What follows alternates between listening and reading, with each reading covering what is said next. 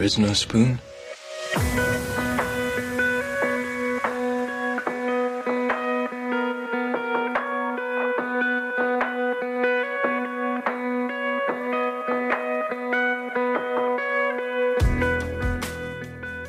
Hello and welcome to the SpoonieVR podcast. From increasing physical activity to alleviating social isolation, virtual reality can be a truly therapeutic tool for the chronically ill, disabled, or anyone who finds themselves homebound for any number of reasons. My name is Sunny, but my handle pretty much everywhere online and in VR is Insomnia Doodles, and I'm the creator of the SpoonieVR blog, which features and reviews virtual reality games, experiences, and services from a Spoonie's perspective. If you're unfamiliar with the term Spoonie, go back and listen to the first episode for a quick explanation. On this episode, I'm featuring Rey, which is a service that uses virtual reality as a clinically researched and validated tool for mental health treatment. I had the absolute privilege of speaking with Rey's CEO, Deepak Gopalakrishna.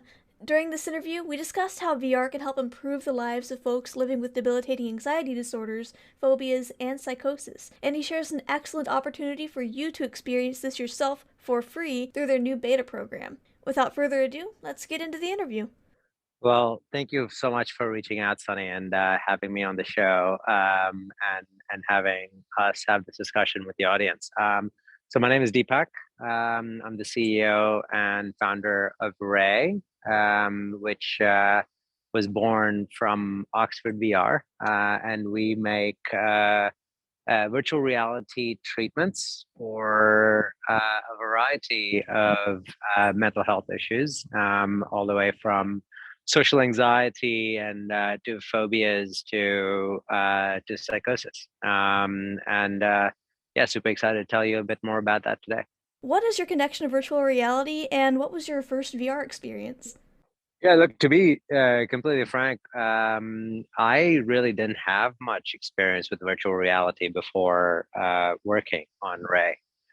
So my connection to Rey and the mission at Rey is more from the medical side, and family history with mental health. So as I was growing up, saw my grandmother battle it, other family members battle sort of various issues, including bipolar disorder and how disruptive that can be on people's lives. I ended up in medical school. Ended up also doing a PhD in neuroscience, and all because I wanted to have a small impact on the way in which we actually deliver care to those who actually need it. There's lots of issues in mental health, and I'm pretty sure you, as well as the listeners, are quite aware of that. We can get into that, but that's what brought me into medicine. So before meeting Dr. Daniel Freeman, who's my scientific co-founder, I really didn't have much exposure to virtual reality outside of having bought an Oculus Quest and checking out a couple of video games, which I mean, it's pretty impressive, right? The very first time I put it on, I was blown away by how real it felt, even though I knew that it wasn't real. Mm-hmm. Yeah, it's definitely come a long way from even phone-based VR, which, grew in popularity a while back. A lot of people, when I bring up virtual reality, they'll say, "Oh yeah, I tried that once. It was terrible." And I always take a step back and go, "Hold on a minute. You haven't experienced VR until you've experienced 6 Degrees of Freedom VR, which is what we've got now, where you can kind of look around an environment and, feel more immersed in it. It's really difficult to explain to people who haven't experienced it yet, but you are absolutely right, especially with like the Oculus Quest, which is the newer VR headset that's come out that's standalone. You don't need to have, an expensive dedicated PC made for gaming to run it. It works by itself, and it can bring you into these environments that are totally immersive, and it's like you said, mind-blowing how realistic it really is. It's really hard to describe that to people. Can you tell me what game you've played on your Quest that you enjoyed? What games have I played? I've played Beat Saber, Oh yeah. played a few other free ones that I've kind of gotten my hands on. Done a bunch of the YouTube VR, watched a bunch of the YouTube VR videos. Also, Mhm. sometimes randomly watch Netflix in VR. It's not a bad experience, to be frank. Oh yeah, I've frequently thought that if my TV ever stops working on me, I'll probably just watch TV in VR because, the Netflix setup is pretty comfortable. It's like your own Oh private yeah, I little actually living just room. yeah. Sorry, I just played Angry Birds the other day, which is pretty Oh, cool in VR. that I don't one know is if you have pretty checked it entertaining. out, but it's worth checking out. Oh yeah, I've played that one before. You can easily lose some time playing that one. All right. Well, back on the topic of mental health. So, what makes virtual reality such a good tool for treating mental health issues? Great question. And I think it's the one that people often miss in sort of really understanding why VR, right? Because you can treat mental health in person. You can do that using apps. There's plenty of self-help apps out there that's supposed to sort of help you, right? And where VR really stands out is a couple of things, right? And I think the easiest way for me to explain it is you can teach someone a concept in a classroom. You can draw images on a chalkboard. You can use flip cards. You might even show them videos of it on a phone, which is very similar to phone-based or app-based CBT. But being able to allow them to practice it in a simulated environment that accurately captures the real world allows them to build the skill a lot faster. And that's what we've seen. We've seen that people, when they do the treatments in VR, build the skill or get better 4 times as fast. We see them be 50% more confident, right? There is less distractions as well. You kind of are shut off from the external world, and you're able to focus on the thing that actually matters, which is in a lot of ways, if you think about what cognitive behavior therapy is, it's skill building. It's being able to build a new memory or a new reaction to the thing that is presented to you in the real world. So virtual reality as a tool is super helpful. It actually, what we found is we can get people better in as little as 2 weeks, right? We sometimes we can cure phobias completely, and it's the results have been exceptionally impressive, and it's been so impressive that we've been able to publish the research, which was done at Oxford University, in places like the Lancet, or the British Journal of Psychiatry, or even Nature, which is one of the top-rated scientific journals in the world. So it's faster. People are more confident, less distracted, and so the clinical impact is absolutely stunning, and allows us to do things that you would never otherwise be able to do in the real world, right? So, for example, your therapist isn't going to walk out onto a bridge with you, or isn't going to go into a crowded bar with you and coach you through the situation, but we can do that, and we can do that in a way that feels exceptionally real and transfers that learning to the real world. Yeah, I was very impressed when I saw the research that Oxford VR was doing on this. I was very excited to talk about the studies themselves. Can you talk a little bit about what the process was like doing the research for, accessing therapy in VR? Sure. At a very high level, it's super important to have good clinical expertise, right? And it's not going out and filming 360 video, for example, which is fine. And I'm not saying there's anything wrong with exposure therapy, but exposure by itself and allowing people to get comfortable within that exposure is not good enough. You need to be able to implement and impart and do things like cognitive restructuring or behavioral experimentation. And the only way you know how to do that is by understanding exactly what are the cognitions, what are the environments that actually trigger people with a particular issue. And in order to know that, in order to know that theory really well, you have to have studied the condition for a very long time. And that's exactly where people like Daniel Freeman, our scientific founder, as well as a number of our clinical investigators come in. So we start by writing a clinical brief, and the clinical brief is based on a real in-depth understanding of the condition itself and what we need to treat and how we need to treat it and how we want to address a particular cognition, and then turning that from a clinical brief into a VR environment and a VR treatment, and then spending a lot of time testing it with people with the lived experience to see if it actually works, right? And first, whether it works in eliciting the appropriate response, and then running large scale clinical trials on it. And that's what we've done so far. Hmm. Yeah, I saw the videos that Daniel Freeman had posted on YouTube sharing some of the patient experiences, and I highly encourage listeners to look that up on YouTube. I'll put links in the description of the episode as well, so you can find it easily. But that was really fascinating to see. But let's move on. I could talk forever about the clinical details and the data because I am just a big old nerd for that kind of stuff. But we've got a short amount Me of time too. here, so maybe we can geek out some other time. But let's talk a little bit more about Rey in particular. I definitely see the value in virtual reality treatment from home. Being somebody who's has a difficult time getting out due to being blind in both peripherals, I can't drive, so I'm really limited in what I'm able to do in terms of transport. So I can definitely see firsthand the disparity that some people might experience, in terms of accessing treatment and care. And I know that being able to access that care through a VR headset would be a game changer for a lot of people. So let's talk a little bit about what Rey does. What services do you offer? Yeah, also a very good question. I think one thing that I do want to point out is not all therapy is created equal, right? Like not all therapists are created equal. And I think we all know that. So there are, PhD psychologists, there are licensed clinical social workers, there are people with bachelors, people with masters, people with PsyDs. They all do different things, right? And they all have different sort of clinical capabilities and expertise.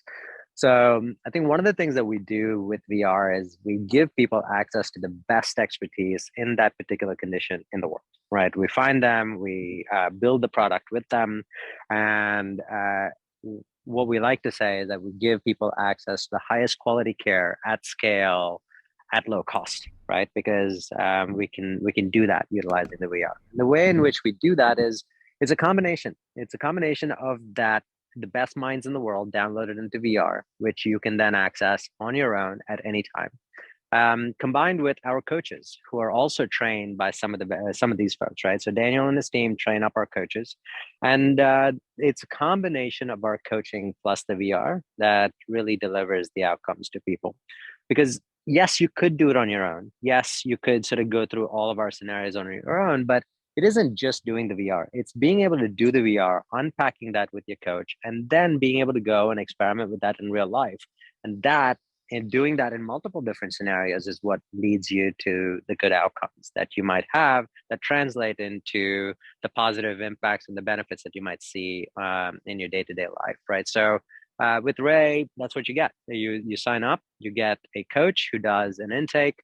We identify sort of the cognitions. We offer you sort of an option of like, where do you want to start in our VR? We kind of explain the VR to you. You then start the VR, you debrief with your coach, you have ongoing conversations with the coach, and then you go experiment in real life. And then once you get past one scenario or one cognition or one sort of thought that you might have, we move on to the next one, and the cycle repeats, right?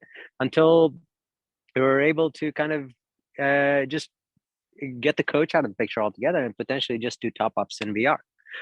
So that's at a very, very high level how it works. So you mentioned that you kind of have uploaded these experts into VR. Can you elaborate a little bit more on what you mean by that? Yeah, so it goes back to sort of what I was talking about when we do the research. We work with the best sort of experts in the world on whether that's psychosis or schizophrenia or social anxiety, and the clinical brief, which is the starting point for all of our VR design, which happens before we even write a single line of code, before we draw any characters, right? It comes from sitting down with these experts and saying, hey, what are the cognitions that we need to treat for cognition A, B, and C? What does it look like to treat? What technique should we use? And in order to deliver that technique, what are the environments we should be delivering those techniques within? So if we want to have someone run a behavioral experiment to test the realness of those cognitions, then how do we do that? And how do we utilize the benefits of VR to do that in a way you can't do that in real life? So when I say that we've downloaded their brains into virtual reality, we've essentially taken sort of best in class treatments and people who deliver those best in class treatments and design these treatments with them. So what you're getting is, in fact, you're getting access to the way in which those folks deliver care, which is the gold standard of care. It's awesome. Thank you. All right, well, let's get down to the nitty gritty of the whole Rey subscription process. So, can you walk me Mhm. through what it's like signing up for Rey, how much it's going to cost, and what it's like getting the headset? Yeah, sure. So right now, we're actually enrolling people into our beta program for free. Um, so that's something that is probably worthwhile for people listening to be aware of. And there is no cost. Obviously, if you have a headset, no cost at all, and nothing outside of commitment of your time to get access to our treatments as well as to our coaches, right? If you don't have a headset, we will send you a headset. Now, in order for us to send you a headset, you might need to give us a credit card just to make sure that we take care of like the liability and all of that kind of stuff, right? But outside of that, once again, no cost. Once we're done with this limited period, it's less than an offer. It's more of a we're sort of enrolling 200 people, and once we enroll 200 people, beyond that, it's going to be $89 a month. And for $89 a month, you're going to get the headset, you're going to get the unlimited coaching. So you'll have your own personal coach who you'll be able to contact and text with and communicate with. You'll get the content, so the VR treatment. You'll also get access to an app which allows you to do assessments in an ongoing manner, as well as send messages to your coach. It'll also track your progress and help you set goals and track a chronology of you being able to achieve those goals and move on to the next thing, so you can go back and see what worked, what didn't work, etc. I'm glad that you brought up the beta program because I was going to ask about that. How would somebody sign up for that? Yeah, so we can.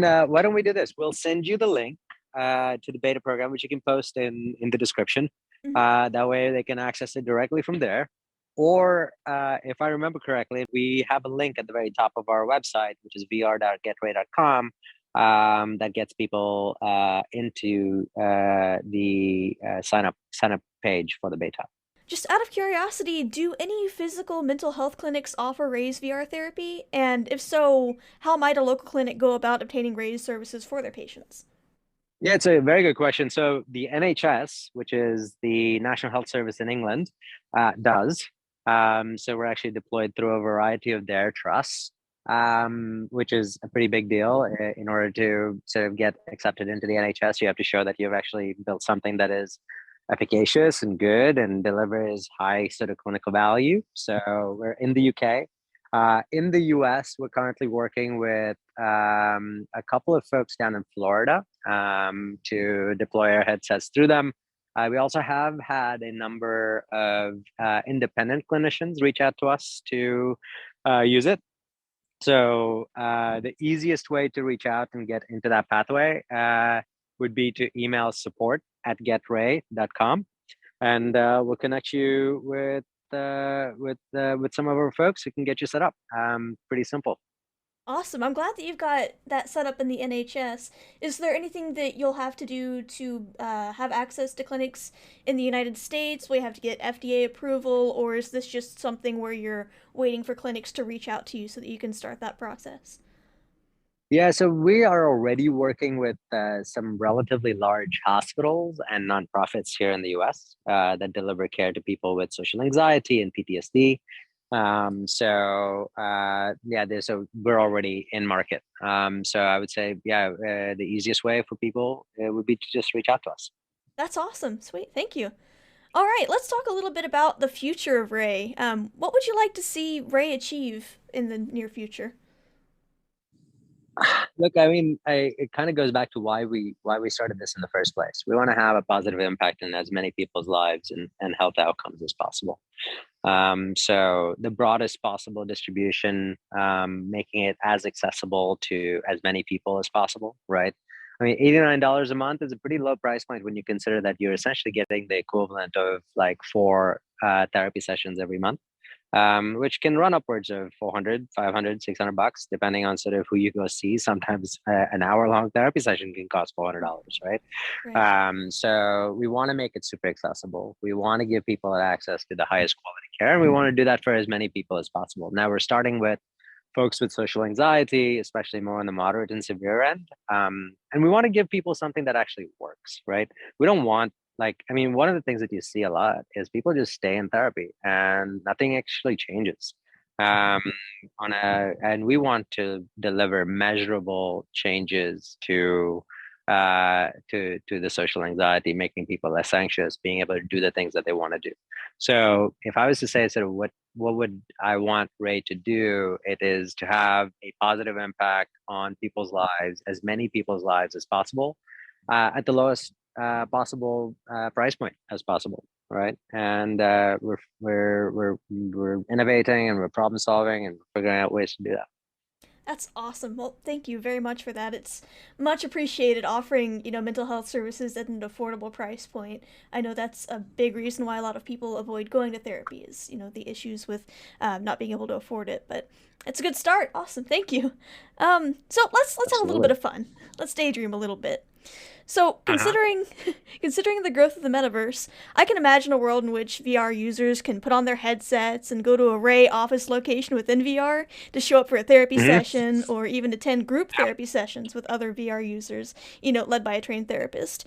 And with the advent of AR technology becoming more and more realized, I can even see a future in which my therapist can meet with me in my home via, an AR generated avatar for therapy sessions, with the understanding that this is just for fun and no commitments are being made on behalf of Ray. What would you like to see in regards to Ray's place in the metaverse? Yeah, this is actually not that crazy of a question. In fact, we've been thinking about that and having conversations with folks who might be involved with sort of building out what the metaverse could look like. Right now, there's a couple of use cases for the metaverse. It's most likely sort of gaming, workplace, productivity type stuff. Like healthcare really doesn't exist. But if you're really thinking about a digital sort of interaction or digital life, I mean, what it really isn't that big of a stretch of the imagination to say, hey, I'm really, really scared of public speaking. It's part of my sort of productivity or my daily sort of workplace. If I'm sort of interacting in a virtual workplace, then why would I not want to, go walk into a virtual clinic, pick something off of a menu, get access to that care, and then be able to go and absolutely smash that job interview that I need or a presentation that I needed to give.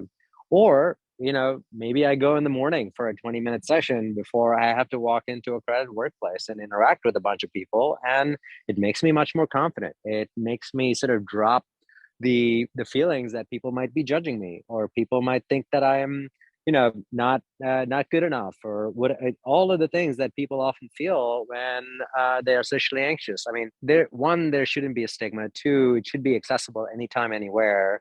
And I do see a world in which that something like this is accessible through a virtual clinic in an automated manner with therapists or coaches available on demand. Yeah, I mean, there's no reason that it shouldn't be. That's so excited. That's one of the big things that I'm looking forward to as we build the metaverse is eventually having that access available to anybody that, has a VR headset or even just through their phone one day. We'll see. I don't Hmm. know. It's something to daydream about for sure. But Deepak, thank you so much for joining me on the show today. It's been an absolute pleasure and a privilege speaking with you about this. I really appreciate you taking the time to talk with me. Was there anything that we didn't cover today that you'd like to share with the listeners? No, thank you for having me on and reaching out, Sunny. I really appreciate the work that you're doing as well, and being a patient advocate and sort of helping other people sort of understand that they're not alone in what they're struggling with. So, um, thanks a lot. And I don't think there's anything else to add. I'll send you the link for people to sign up for the beta, and yeah, look forward to staying in touch. I really appreciate it so much. Thank you. Seriously, I cannot say thank you enough. So, I'm looking forward to seeing what Ray offers in the future, and I will be signing up for the beta program. So, keep an eye out for that. Amazing. Look forward to it. Let us know how Thank it goes. Will do. Thanks. You can learn more about Ray by visiting getray.com. The link is available in the description.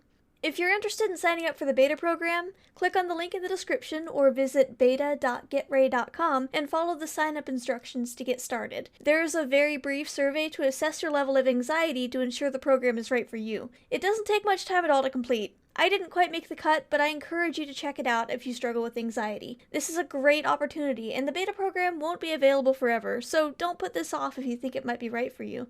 Thanks for listening to this episode of the SpoonieVR podcast. If you have any questions or comments, or if you just want to say hi, please feel free to reach out via email at SpoonieVR@gmail.com or on Twitter @SpoonieVR. I would love to hear from you.